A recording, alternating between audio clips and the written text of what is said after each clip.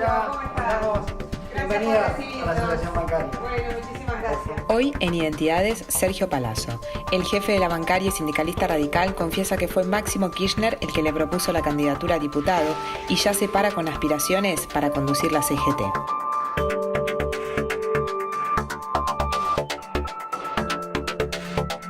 Sos un rara avis en el mundo sindical porque sos el único radical, ¿se puede decir?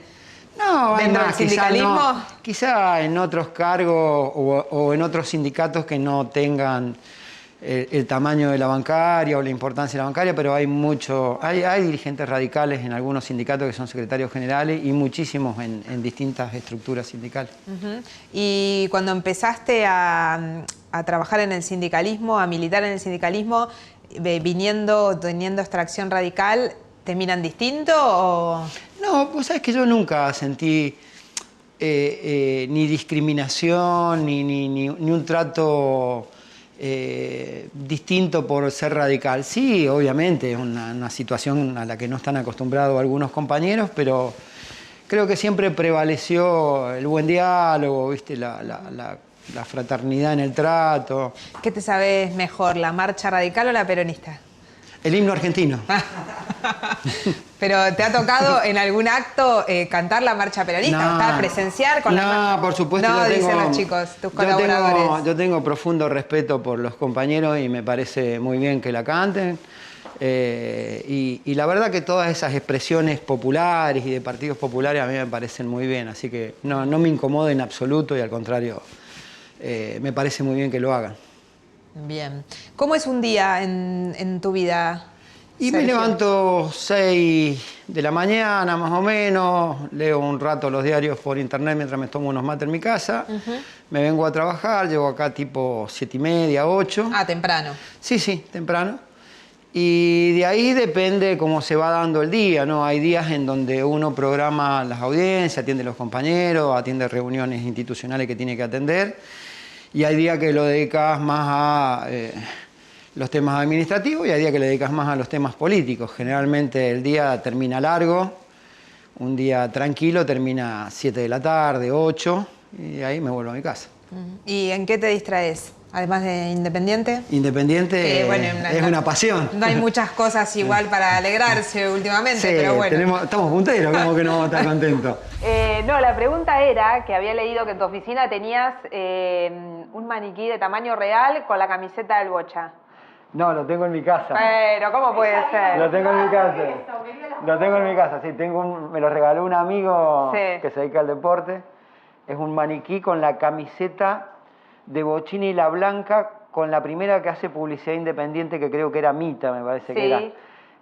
Sí, lo tengo. Me lo regaló para un cumpleaños un amigo, lo buscó en una de esas de colección, así. Sí. Y tenemos el maniquí negro con la camiseta blanca del Bocha. ¿Y en tu casa dónde lo tenés? En mi escritorio. Ah, bien. En mi escritorio tengo la Pero camiseta. antes lo tenías acá, en la oficina. Sí, lo tuve en la oficina. Y los chicos dicen que lo sacaron cuando remodelaron. Sí, sí, quedó medio como que no cuadraba con la estética de la oficina. Bueno, sí es tu despacho. Sí. Bien, y acá libros. A ver, mostranos un poco las fotos. Allá sí, Este es la Sudamericana Independiente, la última que ganó, Bocini. Bien. Me lo regaló una compañera acá del sindicato. ¿Estás en la comisión directiva del club? Sí, estoy como vocal y estuve ayudando este tiempo con el tema del fútbol profesional, lo estuve ayudando a Maldonado. Y acá algunas fotos familiares vemos. Sí. ¿Tenés un tatuaje? Sí. ¿Qué es? Paciencia, sabiduría, perseverancia. No es el único, acá tengo otro de Independiente. ¿Y por qué este? Siempre me gustó la definición de ser paciente, de escuchar a las personas que tienen sabiduría y de ser perseverante. Si no hubiera sido así, seguramente no estaría en el lugar que hoy ocupo. ¿Sentís que te costó un largo camino? Fue un trayecto tranquilo. No es que me costó, no, te cuesta como cualquiera llegar, ¿viste? Pero fue desde un lugar de mucha tranquilidad porque siempre hice lo que creí correcto, actué de acuerdo a mis convicciones. No traicioné nunca mis convicciones, así que lo hice desde un lugar muy tranquilo. ¿Y te acordás en el momento en el que te tatuaste? La verdad que no, de esto debe ser unos 10 años más o no menos. hace tanto.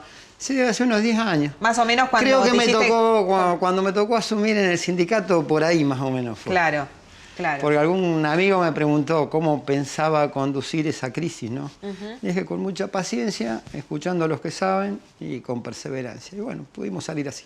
Bueno, claro, vos asumiste al frente de la bancaria en el 2009 cuando terminó preso Juan José Zanola. Sí. Ahí la conducción decide que yo asuma en la Secretaría General y luego viene un proceso electoral en donde, si bien el oficialismo teníamos la posibilidad de impugnar a las otras listas porque no reunían requisitos, hubo una decisión política que tomo junto con mis compañeros, que era que la forma de legitimar la conducción era con un proceso electoral y nosotros pedimos que se lo habilitaran las otras listas. Hubieron 3 listas y sacamos el 78% creo de los votos en todo el país y ahí quedo como secretario general de la bancaria.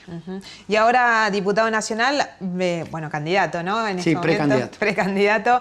¿Es la primera vez que das el salto hacia la política concretamente? Sí. Anteriormente he tenido algún ofrecimiento para participar en política, pero no lo había tomado. Esta vez sí decidí aceptarlo y estoy muy contento y aparte de contento, con muchas ganas, porque creo que hay, particularmente en lo que se denomina el mundo del trabajo, va a haber que discutir mucho después de la pospandemia, el impacto del avance tecnológico, la calidad del empleo, el propio empleo, ¿no? Porque tiene un golpe sobre la economía, la situación de la pandemia, así que es una situación en la que me parece que puedo llegar a hacer un aporte, siempre en lo colectivo, ¿no? Yo siempre hablo desde ese lugar, no es un lugar específico que se le reconozca a Sergio Palazzo solamente, es un lugar del movimiento obrero en donde saben los compañeros trabajadores y dirigentes de los distintos sindicatos que pueden contar conmigo en ese lugar.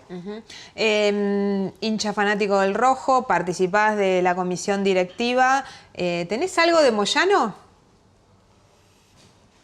Yo creo que ambos tenemos una profunda vocación y firmeza para defender los intereses de los compañeros que representamos. Nosotros tenemos cierta similitud en ese punto. Me parece que tanto él como yo, como Pablo y como otros tantos dirigentes, pero si la pregunta es directa con Hugo, tenemos un profundo respeto por la actividad sindical y particularmente somos firmes defensores de los intereses de los compañeros que nos votan. ¿Alguna vez dijiste que querías ser el Moyano del sistema financiero?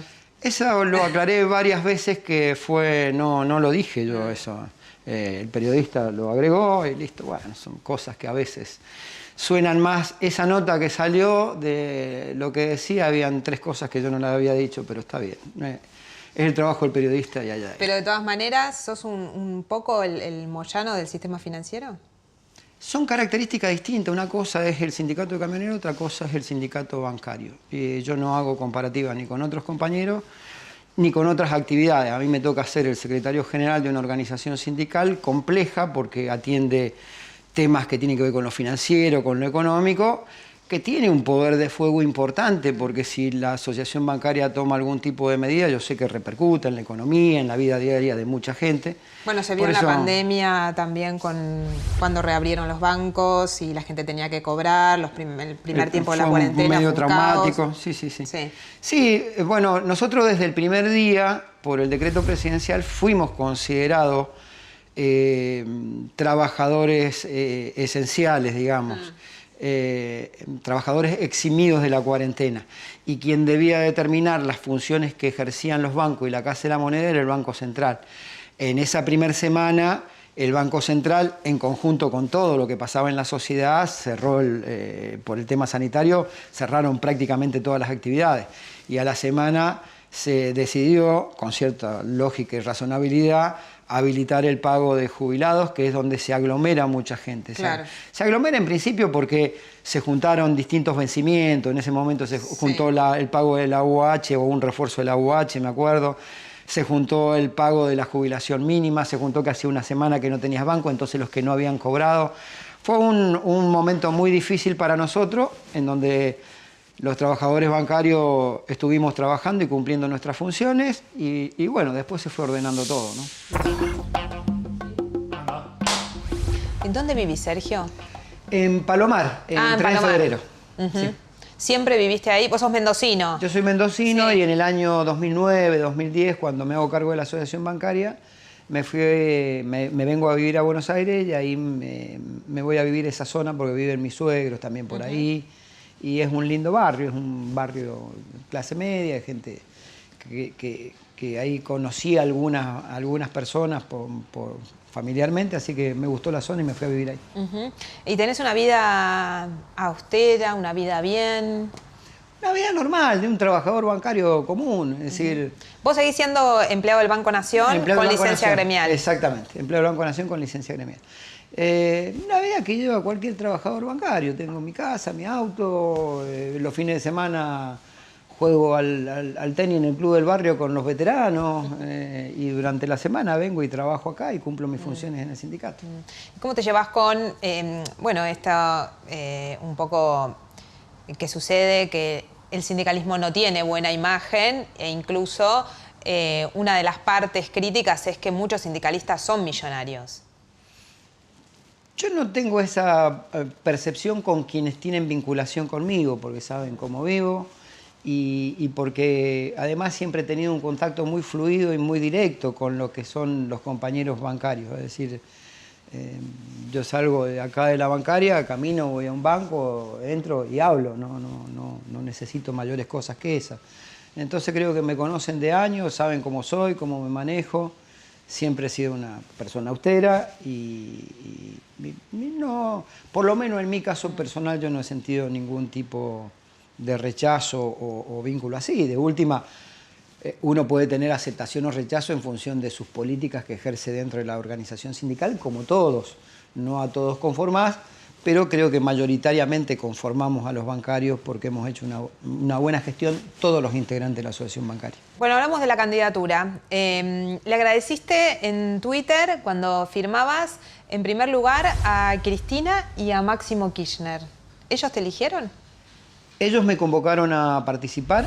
Quien me llamó primero fue Máximo, el día jueves previo al cierre de lista, o sea, 48 horas antes. Sí. Y por supuesto hablé con Cristina ese día, hablamos un rato largo, y luego justo coincidió que tuve una charla, el presidente de la Nación se enteró que estaba enfermo con COVID y me llamó para ver cómo estaba. Y cuando le comenté el ofrecimiento, me manifestó que estaba muy contento de que integrara el bloque oficialista. Y luego, por supuesto, el día que firmé también lo hablé con Axel. Pero quien me convoca a participar primero es Máximo Kirchner con Cristina Fernández de Kirchner.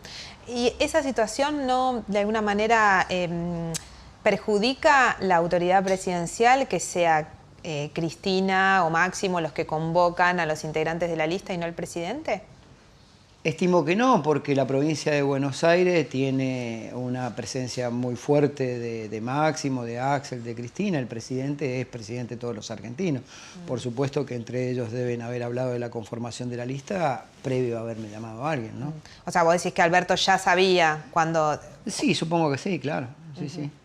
No olvidemos que Máximo es el presidente del PJ de la provincia de Buenos Aires y es dentro de la coalición que significa el Frente de Todos, el articulador principal, ¿no? Hoy, ¿en quién reconoces el liderazgo político en la Argentina? En el Frente de Todos y en su integralidad, porque el Frente de Todos es una coalición que integra a Alberto Fernández como presidente, Cristina Fernández, que tiene una potencia electoral y de aceptación muy fuerte como vicepresidenta, y Sergio Massa, que de distintos lugares también le aporta al Frente de Todos. La conducción creo que es una conducción muy interesante como modelo de conducción y es del Frente de Todos, con un presidente claramente que es el que toma las decisiones, ¿no? Alberto cerró, bueno, reabrió en realidad, ¿no?, la paritaria acá con los bancarios en función de que, bueno, se había cerrado un acuerdo salarial a principio de año con una inflación que resultó que en definitiva no era. ¿Cómo viviste vos ese momento? Yo lo valoro muchísimo. Porque el presidente asumió un compromiso público que los salarios le tenían que empezar a ganar a la inflación o como mínimo no perder contra la inflación. Veníamos de 4 años de un derrotero donde la mayoría de las actividades había perdido casi en promedio 20% de su poder adquisitivo, no fue la situación de los bancarios, pero veníamos de una situación muy complicada en pérdida de poder adquisitivo del salario y él asume este compromiso. En principio las estimaciones como vos decís, estaban en el orden del 29%, así lo refleja el presupuesto. Y ahí las organizaciones sindicales que firmamos el 29, hicimos un esfuerzo y el Estado hizo un esfuerzo, pero está claro que el sector empresario no lo hizo, por eso los niveles de inflación empezaron a crecer. Y toda vez que empezaron a crecer, el presidente lo que hizo fue reafirmar su compromiso que los salarios le ganaran a la inflación, por eso se autorizó desde el Ministerio de Trabajo la reapertura de paritaria bancaria y la presencia de él aquí en el sindicato, suscribiendo el 45,1 con una revisión más en el mes de diciembre y un bono que arranca en 100.000 pesos hasta 174.000, para nosotros fue una señal muy fuerte, no solo para los bancarios, sino para todos los trabajadores.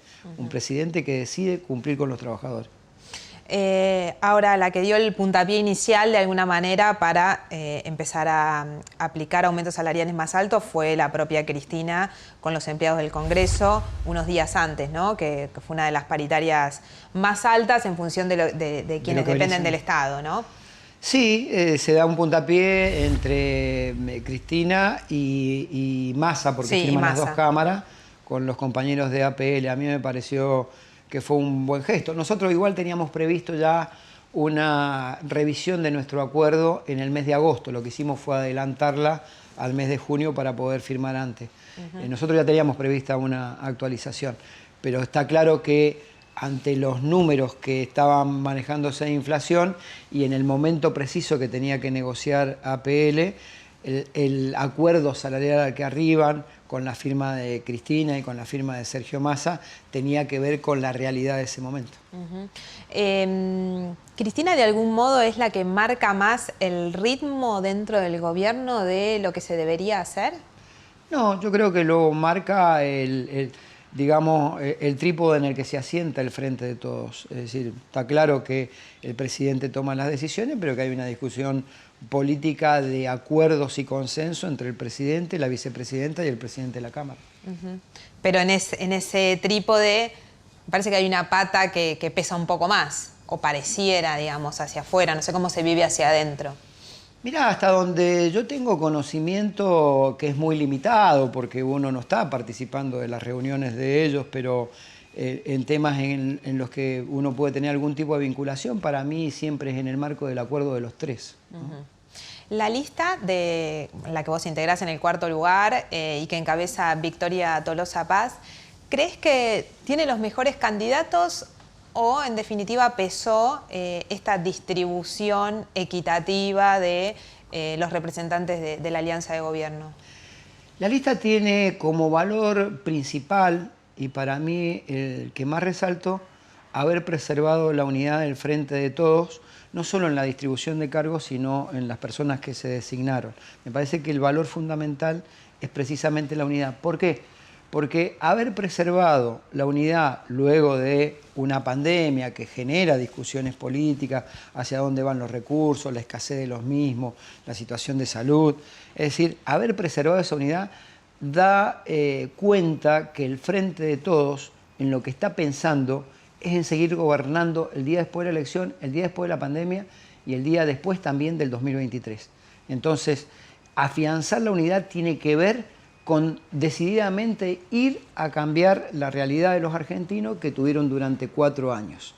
Es decir, hay dos caminos: o miramos el futuro hacia dónde vamos, o volvemos al pasado de los últimos 4 años. Y el Frente de Todos, al lograr la unidad, está mirando ese futuro hacia adelante para salir de la pandemia. ¿Estuvo alguna vez en duda la unidad en este año y medio que llevan de gobierno? Estuvo más en duda en los medios que en realidad en lo que pasa adentro. Yo la he escuchado tanto a Cristina como a Alberto como a Sergio desde el primer día y sistemáticamente decir que la unidad continúa porque hay un proyecto de gobierno que excede estos 4 años, claramente. Ahora, hay tensiones internas que se ven y que se han manifestado incluso en el jefe de gabinete o el ministro de Economía pidiendo la renuncia de un funcionario y que ese funcionario no se fuera, como fue el caso de Martín Guzmán, ministro de Economía, con Basualdo, el secretario de Energía, digamos. Hay tensiones. Tensiones internas siempre hay en todos los espacios, seas vos oficialismo u oposición.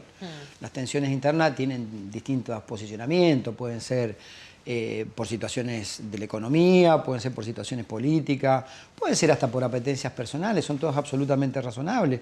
A veces por pensamientos ideológicos, que uno está un poco más corrido hacia un lugar que hacia otro. Es decir, son absolutamente razonables todas las tensiones políticas y pasan tanto dentro de los espacios del oficialismo como de la oposición. Ahora, a todas las tensiones internas las sucede un debate y a ese debate le sucede una síntesis.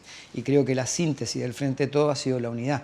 Mientras que la síntesis del espacio opositor al Frente de Todos, que es Juntos, o no sé cómo se llaman ahora, o Juntos por el Cambio, no sé cómo se llaman ahora, la síntesis fue la división. Y la división tiene que ver con que no estás pensando en qué hacer el día después de la elección y el día después de la pandemia, sino que están dirimiendo candidaturas hacia el 2023. ¿Y el 2023 para el Frente de Todos sería la reelección de Alberto y Cristina? Sería seguir con este marco de unidad y es demasiado pronto, pero Alberto tiene la posibilidad de reelección y además el Frente de Todos va a seguir manteniendo la unidad y surgirá de esa unidad seguramente el mejor candidato. ¿Qué se juega en esta elección? En esta elección no se juega el Poder Ejecutivo, se juegan las bancas en una Cámara de Diputados, en una Cámara de Senadores, en los consejos deliberantes. ¿Por qué hago esta salvedad? Porque es las leyes que vos necesitás para que funcione un país. Y no es lo mismo un país que funcione en donde los legisladores tengan la valentía de sacar una ley, por ejemplo, del aporte solidario de las grandes fortunas y confrontar con el poder económico real que no quería pagar ese tributo. Es decir, acá hay legisladores que el pueblo necesita de esos recursos y va a sancionar esta ley. Distinto hubiera sido que hubiera habido otro gobierno que sabemos que tiene cierta afinidad con el sector empresario y quizás nunca hubiera sacado esta ley. Esto es lo que está en juego. Poder establecer a través de un marco normativo en el Congreso de la Nación cómo funciona el Estado argentino. ¿Te ubicás dentro, digamos, de la línea dura del kirchnerismo hoy? Yo como dirigente sindical me ubico dentro de la línea de los que va a defender siempre y con mucha firmeza a los trabajadores, a los que menos tienen. Y yo no hago esa diferencia de si hay más línea más dura, menos dura. Francamente, yo creo que hay un proyecto de país en el que yo me veo como dirigente sindical y ahora como futuro o como precandidato a diputado nacional, que es un futuro donde hay que discutir fuertemente con el capital. Para mí las discusiones no son internas.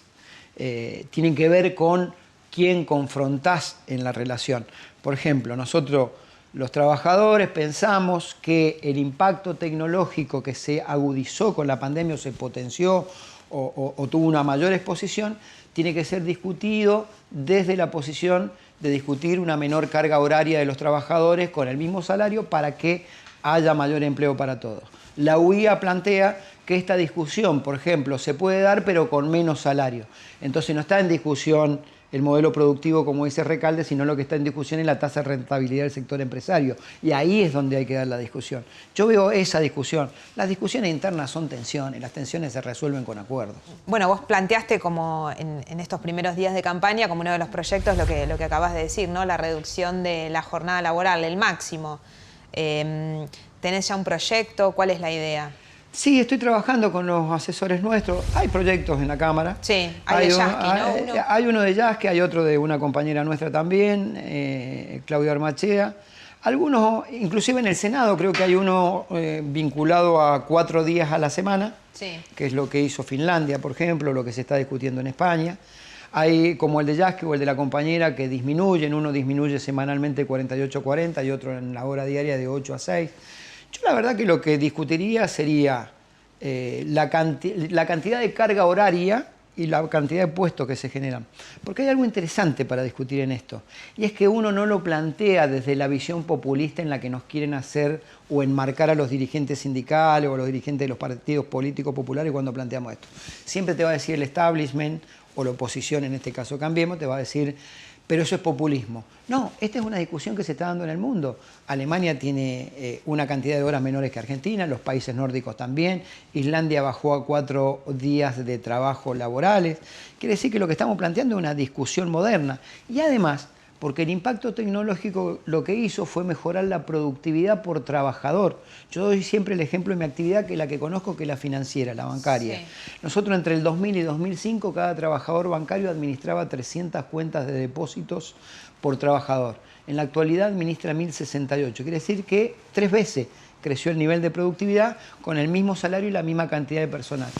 ¿Y esa productividad fueron más horas de trabajo? No. Fue producto del impacto tecnológico y producto de políticas de inclusión financiera. Por ejemplo, durante el gobierno de Cristina Fernández se obligó a todo el mundo a tener una cuenta sueldo o los beneficios previsionales se empezaron a pagar a través de cuentas bancarias y tarjetas de débito. Fue una imposición desde el Estado que a mí me parece bien porque robustece, agranda el sistema financiero y además permite una mejor trazabilidad del dinero. Yo creo que si hubiera una ley de entidades financieras que esto lo contemplara, tendríamos la posibilidad de tener una menor economía en negro y mayores recursos del Estado, por ejemplo. Vos decís que este tipo de reducción de la jornada laboral lo que hace es habilitar que se abran más puestos de trabajo. Sí. Esa es la consecuencia, el mayor impacto que debería tener. Pero aparte no es una novedad. Esta se denomina la cuarta revolución industrial, que tiene que ver con la cibernética, la robótica, los algoritmos. La primera revolución industrial, que fue la del motor a vapor y todo lo que conocemos, también ocasionó una disminución de la jornada de trabajo, porque en aquel entonces se trabajaba entre 12 y 14 horas y terminaste trabajando 8. Quiere decir que tampoco es una novedad. Lo que nosotros planteamos, cuando hablamos de esta discusión los dirigentes sindicales, no es desde el populismo, lo hacemos desde los antecedentes históricos que nos permiten hablar de esto cuando se sucede una revolución de este tipo y también desde lo que está pasando en los países donde se miran aquellos que hoy nos dicen que no, que es populismo. Por ejemplo, el sector empresario que te dice que es populismo, bueno, y que les gusta mirarse en los países de la Unión Europea, vayan y miren y se van a dar cuenta que Argentina trabaja más cantidad de horas que cualquier país de la Unión Europea. ¿Y esto lo hablaste con el presidente? ¿Está de acuerdo? No lo he hablado en profundidad con él, está claro que sí hay proyectos desde el oficialismo ahí. Sí tengo claro un concepto del presidente, y es que él siempre ha manifestado que las sociedades que crecen son las que generan derechos, no las que quitan. Y creo que esto es una generación de derechos. Así que, por lo menos, me imagino que la discusión está habilitada para que se dé. Y es una de las tantas discusiones que hay que dar, no es la única, ¿no? ¿Se puede discutir con un gobierno peronista una reforma laboral? Mira, las reformas laborales... para mí, cuando en la Argentina se habla de reforma laboral, siempre se tiende a disminución de derechos de los trabajadores. Yo en esa mesa no voy a estar nunca. Para mí, la reforma laboral, si se va a discutir, tiene que ver con generar derechos modernos para los trabajadores. Hoy tenés muy presente la cuestión de género, la violencia, el bullying, distinto tipo... el tema de la inclusión de las minorías. Nosotros venimos de firmar en la Asociación Bancaria un convenio con el Banco Nación respecto a garantizar el 1% de los ingresos y de la planta de personal del banco para el cupo trans, digamos. Entonces me parece que hay que dar una discusión sobre la base de eso, sobre la base de la modernidad del teletrabajo, por ejemplo, que no signifique una pérdida de derechos, sino que signifique generarle derecho a quienes tienen esa actividad. Si esa es la discusión, estoy. Si es una discusión como las típicas que plantean siempre desde los sectores empresarios o desde los medios hegemónicos cuando hablan de discutir una reforma laboral que a la baja, en esa mesa no me siento nunca. Ahora, no sé cuál es la cifra exacta hoy de trabajo no registrado. ¿No hay, en definitiva, un ajuste laboral y una reforma laboral en marcha? Digamos, son todos trabajadores que no tienen ningún tipo de derecho, que están desamparados. Bueno, hay una secuencia en el tiempo de trabajo no registrado muy alto, que siempre ha estado oscilando entre el 30 y pico y el 40, ¿no? En los mejores casos 30 y pico y en los peores arriba del 40. Pero no se mueve de ahí. Bueno, la primera reflexión que me obedece cuando uno dice que hay trabajo en negro es porque hay alguien que tiene plata, que pertenece a los sectores que dan trabajo, que está incumpliendo la ley. Entonces, cuando se habla de trabajo en negro, lo primero que tendríamos que señalar es quién toma en negro, porque está incumpliendo la ley. Lo segundo es, debería efectuarse un mayor control sobre esa situación. Y lo tercero, deberían haber políticas que alienten la contratación de personal, que pueden ser diferimientos impositivos, que pueden ser otro tipo de cosas, pero no derechos de los trabajadores. Pero nunca se hace nada, ¿no? Pasan los gobiernos, van cambiando un signo político u otro y esa situación no mejora. Bueno, han habido mejoras en algunos ciclos de tiempo. Por ejemplo, en el mandato de Néstor Kirchner o en el mandato de Cristina Fernández de Kirchner, hubo una situación económica favorable para la Argentina que permitió generación de empleo y bajó los niveles de trabajo en negro. Después vienen 4 años catastróficos para la Argentina, en donde precisamente la falta de empleo termina condicionando al trabajador que no tiene empleo a aceptar esta condición. Yo creo que si la situación económica mejora, se tiende a disminuir, y si hay mayores controles, se tiende a disminuir esa cifra. Vos muchas veces hablaste de lo que se necesita es una verdadera reforma tributaria. Sí. Y gran parte de tus reclamos, por lo menos en los años de Cristina como presidenta y en los últimos años de su mandato, fue por el impuesto a las ganancias. ¿Crees que hay que mantenerlo, que hay que eliminarlo? Yo creo que el salario no es ganancia y como tal no debería existir como impuesto. Lo primero que puedo decir. Lo segundo, sigo sosteniendo que se hace falta una reforma tributaria de carácter progresivo. Hemos dado un puntapié inicial con este aporte solidario por única vez a las grandes fortunas. Hoy el mundo está discutiendo, los países de la OCDE acaban de discutir un impuesto del 15% a las grandes fortunas, que bueno, nuestro ministro de Economía ha dicho que debería ser un poco más alto, pero es un punto de inicio. Es decir, el gran problema en la Argentina y en el mundo tiene que ver con la distribución. Cuando vos tenés que 100 familias son dueños del 70-80% de lo que es la riqueza, vos te das cuenta de que algo no funciona bien. Entonces, si ellos han acumulado la riqueza, deberían ser los que tienen que tributar mayoritariamente en lugar de tributar un trabajador con su salario. Ahora, ganancias es un impuesto progresivo, digamos. Cuando vos hablas de ganancia vinculado a la ganancia que obtiene una empresa, sí. Cuando hablas de ganancia respecto a lo que es el salario de un trabajador, no comparto tu opinión. Pero una situación mucho mejor, o no sé si llamarla privilegiada, pero mucho mejor que el resto de la sociedad, ¿no hace que uno deba aportar algo justamente al sistema estando en una situación mejor? Vos aportás desde tu aporte previsional, aportás desde la seguridad social, ya sé, es un aporte y obviamente, vuelvo a decirlo, para mí el salario no es ganancia. O sea, ¿vos lo eliminarías? ¿Lo eliminarías? Siempre hemos sostenido desde la Asociación Bancaria ese criterio que no debería existir el impuesto a las ganancias sobre los salarios. Sí, cuando uno habla de directores de empresa y sí, eso ya es otra cosa, está claro que sí, me parece que eso sí. Pero no todo aquel que sea empleado. Claro, lo primero que hay que determinar es realmente cuánto es el valor de una canasta familiar, cuánto es el valor de lo que significa vivir en la Argentina y a partir de ahí determinar cuál es el impuesto a las ganancias. Nosotros estuvimos en el gobierno de Macri que iba a eliminar el impuesto a las ganancias y terminó incorporando 2 millones de personas que pagaban en un límite muy chiquito entre lo que era lo que necesitaba una canasta familiar y lo que era el impuesto a las ganancias. Es decir, vos vivías para comer y subsistir, pero tenías que pagar impuesto a las ganancias. Esas son las cosas que no puede producir este tributo, ¿no? ¿Cómo se explica que 2 salarios mínimos hoy no alcancen para cubrir la canasta básica? Por el gran deterioro que se trae de años en la Argentina. Creo que, por un lado, vos tenés un fuerte crecimiento de los precios que muchas veces no tiene que ver con la realidad de la macroeconomía. Y por otro lado tenés un arrastre de años, y particularmente los últimos 4, con una pérdida de poder adquisitivo importante. Entonces me parece que hay que enfocarse en esos sectores y tratar de ir resolviendo esa situación. Pero una situación que tiene que ver con 2 cosas, con un arrastre muy importante por un lado y con la voracidad empresarial. Mira, yo te doy un ejemplo. En abril, para hablar de esto de los precios que no tienen que ver con los indicadores macroeconómicos. En abril el tipo de cambio creció 1.9. Los acuerdos salariales, por ese entonces, todavía estaban en promedio del 29%, quiere decir que era un 2,4 mensual. Y no habías tenido aumentos de tarifas durante un año. Esto implica que en promedio te da 2% las variables macroeconómicas para decir que la inflación. Sin embargo, la inflación de abril fue 4,3. Entonces vos decís, hay una voracidad del sector empresario, particularmente del que genera precios, es formador o deformador, si querés, de precios, que hay que controlarla más firmemente. Esa cadena de formación de precios, y cuando está el precio, si realmente es un precio con una ganancia razonable, como dice el Código Civil, que tiene que tener una ganancia razonable, o es una ganancia superlativa.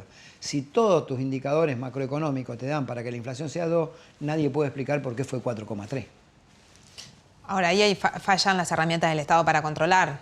Digamos, tomando de base que el problema se genera por la formación de los formadores de precios. Sí, yo creo que tiene que haber un mayor poder de control y de sanción del Estado en estos casos. Hay algunos sectores más vinculados al kirchnerismo que dicen que está lento el gobierno. Sobre todo en esto, ¿no? En la recuperación del poder adquisitivo. No he escuchado ese comentario, pero tomando la referencia de tu pregunta, que si está lento el gobierno en materia económica, está claro que el gobierno tuvo menos recursos, ¿no? Si vos empezás a hacer un análisis de lo que fue la asunción de Alberto y Cristina en la presidencia, vos te encontrás con que es un gobierno que no tuvo el mismo financiamiento externo, quiere decir que no ingresó plata, que en principio tuvo que pagar intereses a los acreedores externos y tuvo una fuerte presión de los inversores privados. Está claro que arrancó con una pandemia a los 3 meses y está claro que esa pandemia con confinamiento produjo una caída de la recaudación por la menor actividad económica que provocó el confinamiento. Ahora, si es lento o no, tiene que ver con que vas atendiendo en una pandemia las situaciones como se te van presentando. Ahora, hubo un ahorro para el Estado en jubilaciones y en salarios estatales, por ejemplo. Bueno, ahora creo que lo llevó a mejorar su performance de déficit fiscal. Ahora creo que han recompuesto con lo que se firmó de salario hace poquito, creo que firmaron el 36% o algo así. Sí, pero si vos mirás la caída de recaudación por la actividad económica contra el ahorro, le sirve para mejorar poco, no tiene que ver con... Vos tenés que pensar que la caída por recaudación es muy fuerte y que además el gobierno de Macri contó con 50.000 millones de dólares que le dio el Fondo Monetario Internacional. Es decir, a 4 presupuestos nacionales completos, agregarle 50.000 millones de dólares. Nada de eso tuvo este gobierno. Así que a mí me parece que la gestión que ha hecho ha sido la posible en el marco de las limitaciones que ha tenido. Cuando Cristina planteó hace poco la idea de una reforma integral del sistema de salud, ¿cómo creen que los afectaría a los gremios en función de las obras sociales sindicales? ¿Los afectaría? Deberíamos acostumbrarnos a que tal vez en el futuro esta no sea la única y última pandemia, sino que tengamos otras pandemias y que por lo tanto debíamos repensar el sistema de salud y que debíamos ir a un sistema integrado entre los 3 subsistemas que existen, público, obras públicas y privado o prepagas. Mi madre. En principio no hay un proyecto concreto sobre el que uno pueda opinar. Entonces opinar sobre una definición, uno puede cometer errores, porque si no hay un proyecto que diga esto va a ser así, así y así, difícilmente, por una cuestión de responsabilidad, no te puedo dar una opinión. Sí te puedo decir que hay cosas que se pueden mejorar del sistema de salud e interactuar, es decir, hay cuestiones que tienen que ver con el funcionamiento de las obras sociales en donde nosotros financiamos cuestiones que en definitiva luego subsidia, porque así está establecido el propio Estado a través de la superintendencia. Y a veces entre lo que financiamos, entre el costo de lo que financiamos en precio y en tiempo por la utilización de esos recursos, eso a lo mejor si se unifica de alguna manera nos traería algún alivio a nosotros las obras sociales. Creo que mientras sea para mejorar siempre hay que dar todo ese tipo de discusión. ¿Cómo está la obra social de bancarios después de lo que pasó? Sí, antes cuando arrancábamos hablamos de una crisis no solamente por ese tipo, sino pasamos una crisis financiera muy fuerte, muy grave. La obra social estuvo al borde de la quiebra, días de la quiebra en su momento. En esto yo le estoy muy agradecido a Cristina Fernández porque fue la decisión política de ella en una negociación que nos permitió recuperar recursos a nosotros y de ese modo poder salvar en ese momento la obra social de la quiebra. Hoy estamos levantando el concurso de acreedores, creo que nos quedan 3 cuotas y terminaríamos con un concurso de acreedores histórico de la obra social. Somos una obra social de las que no tiene cheque devuelto, hemos podido dar respuesta en esta pandemia y no hemos tenido inconveniente de que un afiliado no tenga una cama, no tenga un respirador. Y bueno, tenemos las limitaciones propias de quien está pagando deudas históricas, de quien ha atravesado una pandemia y una obra social a la que muchos sectores empresarios le llevaron los afiliados por los acuerdos que tienen las patronales con las prepagas. Es decir, la seducción de las prepagas no es los trabajadores de pocos recursos, es la de los que más recursos ganan. Y en esa línea están los bancarios. Y Claro, también, me pregunto, la mayoría de los empleados de bancos tienen prepagas. claro, tienen prepagas. ¿Por qué? Porque las terminan pagando los bancos y fue parte de una estrategia en su momento del sector empresario para debilitar la obra social bancaria. Y vos asumiste en el gremio cuando fue preso Zanola. ¿Lo ibas a ver? ¿Cuál es tu relación? Sí, siempre lo fui a ver mientras estuvo detenido. Siempre tuve diálogo con él, como otros compañeros del sindicato también. Un momento tan difícil por el que atravesó, bueno, la mayoría de nosotros lo iba a ver de acá del secretariado. ¿Crees que fue injusta su detención? Yo creo que hubo mucho tema mediático que impulsó esta causa y creo que si la causa hubiera sido normal, seguramente él no hubiera sido detenido. Si la causa no hubiera tenido ese impulso mediático tan fuerte y hubiera sido estrictamente ajustado a la justicia y como debe ser un proceso judicial, Zanola no hubiera estado preso, sí investigado, pero no preso. ¿Crees que debe haber una renovación en el sindicalismo? Creo que en la sabiduría de los compañeros que votan, si los compañeros votan a los dirigentes que están, nada les impide continuar en sus cargos. Yo no tengo esa mirada sistemática de que los dirigentes sindicales... Veo proyectos a veces en el Congreso, ¿no? Generalmente del espacio de Juntos por el Cambio, Sí. de limitar las reelecciones de los dirigentes sindicales. Y precisamente los legisladores tienen reelección in aeternum. Entonces, si vos me dijeras que se va a tomar una norma para todo, sindicato, organización empresaria, congreso, etcétera, etcétera, pues decir, bueno, es una norma para discutir. A veces se cae en esta falsa discusión de que las renovaciones interminables son nocivas. Pero del otro lado están siempre los mismos. El sector empresario es siempre el mismo. Los estudios jurídicos que contrata, que en mi caso, en el caso de bancario, son los más caros de la Argentina, son siempre los mismos. Entonces quizá esa dinámica que se le pretende dar de renovación implique que no haya un cuadro de formación de dirigentes con la debida formación sindical, legal, política, como para discutir con personas que llevan 50 años del otro lado del mostrador y que tienen un poder bastante grande. Yo creo que si hay algo para todos, es una cosa y habrá que discutirlo. Ahora, cuando se apunta a un solo sector, a mí generalmente me hace ruido y me genera duda de por qué se le apunta. Quizás sea porque para los medios hegemónicos y para el sector empresario el mejor sindicalismo es el que no debería existir. ¿Cuántos paros hiciste en el gobierno de Cristina? ¿Te acordás? ¿Por el impuesto a las ganancias? ¿Por qué un trabajador bancario, si no actualizan el mínimo no imponible y las escalas, este año va a terminar pagando la escala mayor del 35% de impuesto a las ganancias? Mira, nosotros creo que hicimos aproximadamente 13, 14 medidas, muchas tuvieron que ver con un conflicto en la Caja Popular de Tucumán y fueron paros nacionales.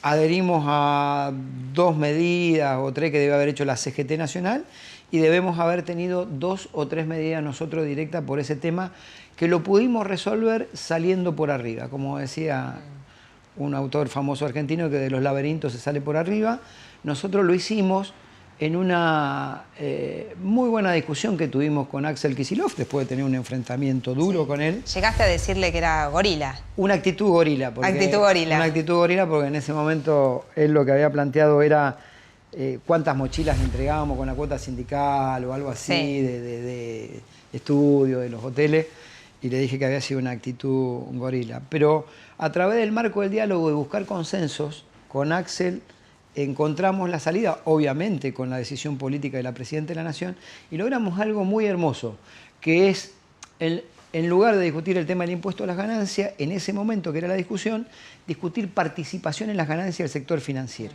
La participación en las ganancias está prevista en el artículo 14b de la Constitución, desde la Constituyente del 57 y avalado por la reforma del 94 en la Constitución. Dijimos, salgamos por este lado, si los bancos ganan plata. Y ni más ni menos logramos en el sistema financiero, ni más ni menos, que participar de la ganancia a los trabajadores en el sistema financiero. Es de los únicos gremios. Es el único es sindicato el único que lo tiene en su convención colectiva. Hay otras actividades que lo tienen por actividad en alguna empresa, creo que de neumáticos o algo así, pero en un convenio colectivo para la totalidad de sus afiliados lo tiene únicamente la asociación bancaria, y fue la forma en que lo resolvimos con Axel y con la decisión política de la en aquel entonces presidenta Cristina Fernández. En ese momento te habían preguntado justamente por Cristina, y vos habías dicho lo siguiente. Año 2015. En un mes, el año pasado, 14.000 millones de pesos de ganancia por el solo hecho de la posición cambiaria al momento de la devaluación. Entonces me parece que no se emprendió una reforma de fondo, ni en lo tributario, ni en la reforma financiera. Hoy sigue vigente la ley de Martínez de Hoz y de Videla, que es una ley de la dictadura en el sistema financiero argentino. Entonces creo que estas son las cosas pendientes. Entonces, del 1 al 10. 5,5. Sergio. Esa era la calificación al gobierno de Cristina en ese momento. En ese momento, sí. Comparado con el gobierno que vino de Macri, después le pongo un 10. Sí, sigo sosteniendo también que tiene que haber una reforma tributaria en la Argentina, una reforma tributaria y una reforma financiera. La ley es de la época de Martínez de Hoz y de Videla y tiene que ver precisamente con un sistema financiero creado al calor de la especulación y la usura de aquel entonces. Creo que tiene que haber una ley que no solo discuta la calidad de servicio público del mismo, sino que también discuta el engrandecimiento y la universalización del sistema financiero. Esto ayudaría inclusive al Estado a recaudar más. ¿Ves que estuvo el sindicalismo y la CGT, vos no estás dentro de la estructura de la CGT, ¿no? Pero estuvo a la altura de los reclamos en este año y medio en función de que la pérdida de poder adquisitivo hasta ahora que se empezaron a reabrir paritarias ha seguido siendo importante? Mira, no solo la CGT, también lo tomo para los gobiernos de cualquier signo. Me parece que hacer una evaluación de la una evaluación sobre una base de una normalidad que no existe a veces es injusto. Porque muchas veces vos te tenés que plantear en este escenario que hubo una caída del empleo, una caída producto del confinamiento, y ese confinamiento tuvo una retracción económica como consecuencia. Entonces vos tenías una disyuntiva como Estado. Cuidás la vida y la salud y sabés que esto te tiene una consecuencia económica. Bueno, en esa consecuencia económica hay veces en donde me imagino que algunos compañeros de algunas actividades tuvieron que discutir preservar el empleo antes que preservar el salario para que los compañeros tuvieran empleo. Entonces, a veces es injusto hacer un análisis y juzgar sobre la base de una normalidad que no existió. Creo que la CGT, en este caso, lo que hizo fue acompañar las políticas de gobierno de cuidado de la salud y de la vida y de tratar de ir articulando políticas para que se retomara alguna normalidad que trajera la actividad económica.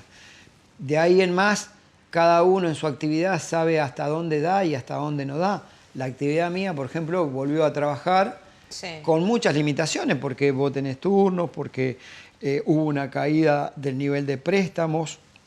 Si vos mirás los balances de los bancos hoy, tiene más impacto lo que significaría la colocación de título que el rendimiento por préstamos que vos otorgás, y tiene que ver con el confinamiento, pero en el fondo nosotros trabajamos, tuvimos empleo y pudimos discutir salario. Hubieron compañeros que no tuvieron esa realidad. ¿Te reuniste con Macri alguna vez cuando era presidente? Cuando fue presidente nunca. No, ¿y antes no. sí?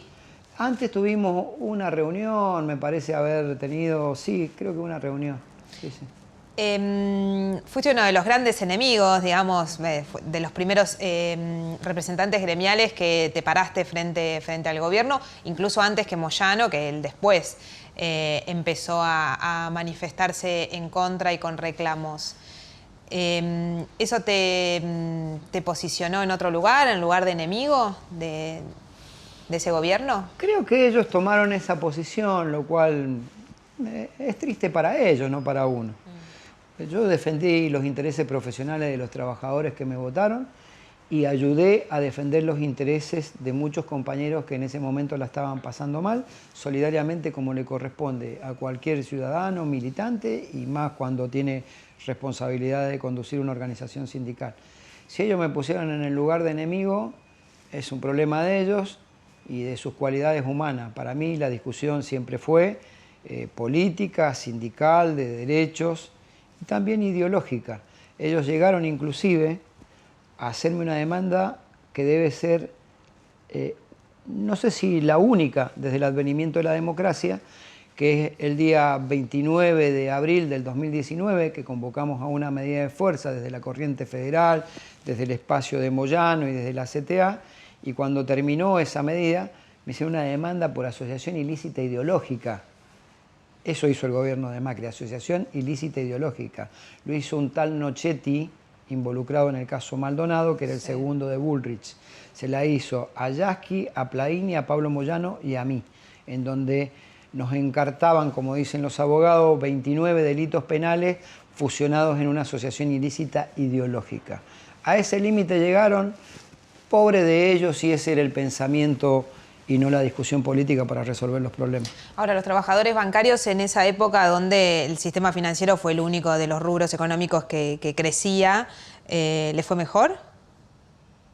Nosotros, comparativamente con lo que pasó en el resto de las actividades, sí, cuando uno ve que muchos trabajadores perdieron algunos derechos, cuando uno ve que la mayoría de los trabajadores o en promedio se perdió el 20% y ve que un trabajador bancario mantuvo su empleo, mantuvo su derecho, generamos derecho porque inclusive íbamos por más y nosotros lográbamos firmar por banco, por ejemplo, protocolos sobre violencia de género y demás. Y cuando ve que su salario siguió teniendo el mismo poder adquisitivo y quizás algún puntito más, bueno, sí nos fue distinto a nosotros los bancarios, pero porque hubo una organización sindical que decidió confrontar con Macri. Das a entender que hubo otros sectores del sindicalismo que de alguna manera no quisieron pelearse con Macri. Yo digo que hubieron otros sectores que su actividad decayó muchísimo y tuvieron que discutir otras cosas. Y también digo que si hubiéramos estado todos juntos y unidos, seguramente Macri no hubiera avanzado tanto. Lamentablemente hubo una diáspora en el sindicalismo que quedamos muy divididos y por esa división Macri avanzó.